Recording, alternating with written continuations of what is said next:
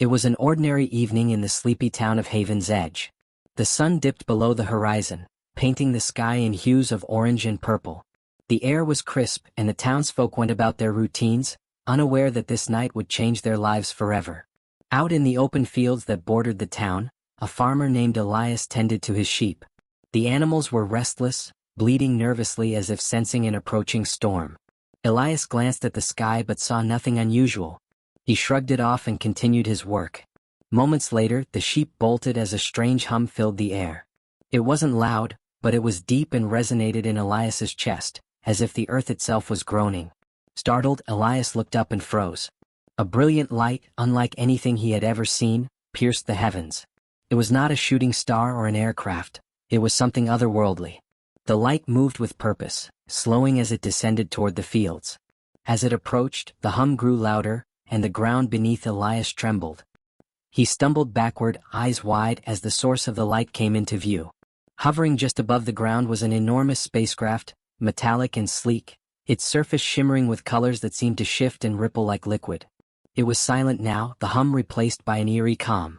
The craft was massive, larger than any plane Elias had ever seen, and it pulsed with an inner glow.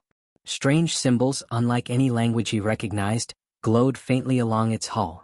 Before Elias could decide whether to run or stay, a section of the craft opened with a smooth, seamless motion.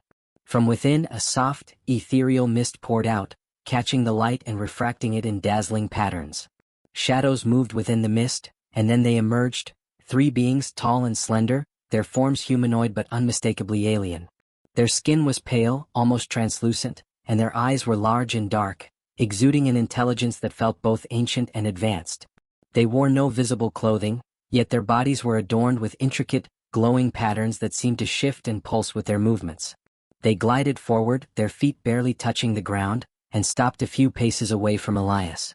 Elias's heart pounded as he stood frozen, unable to look away.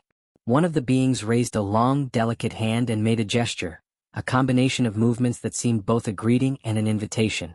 Suddenly, Elias's fear melted away, replaced by a strange sense of calm. Words formed in his mind, not spoken but felt, a telepathic connection. "Do not fear," the being communicated. "We mean no harm. We come in search of understanding." Elias nodded dumbly, his voice caught in his throat. The being seemed to sense his struggle and projected a series of images into his mind. He saw galaxies spiraling in endless space, planets teeming with life, and civilizations rising and falling over millennia.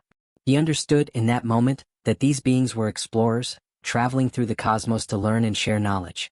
The leader of the trio extended its hand again, this time directing Elias's attention to the spacecraft.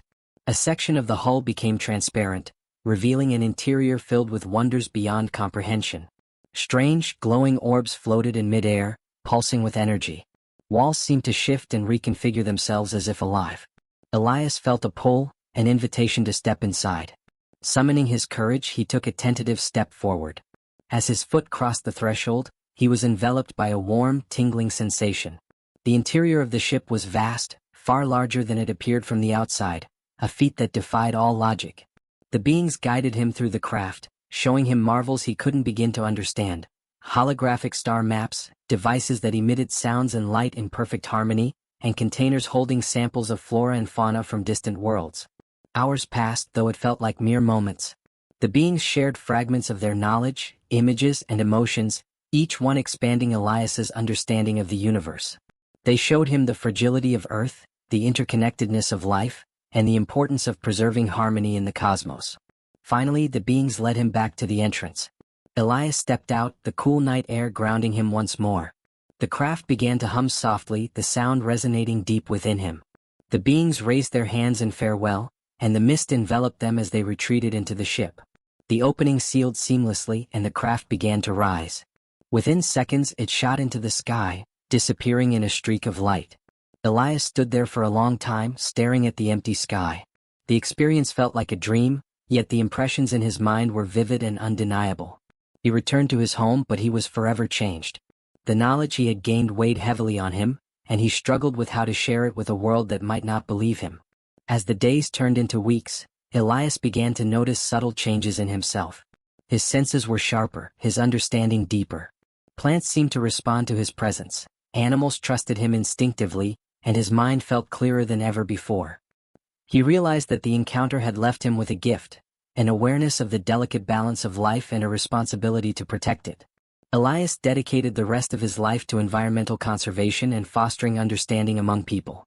Though he never saw the beings again, he felt their presence guiding him, a silent reminder of his place in the grand tapestry of existence.